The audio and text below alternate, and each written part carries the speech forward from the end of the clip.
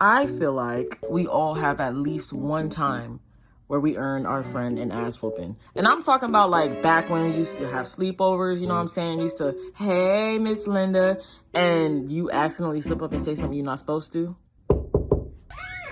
Oh, hey, come in, come in. I'm glad you're back. Let me get your friend. Terry, your friend's here. I think somebody said pizza rolls or something like that. Yeah, they're gonna be in the kitchen. I'm so glad you're back. And I really appreciate you for... Oh, it's good to see you, man. I'm glad you're here.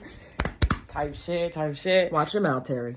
As I was saying, I really appreciate you for letting him come over. And like last night, I know it was really, really late notice. Me? Yeah, Terry said, that you... I didn't...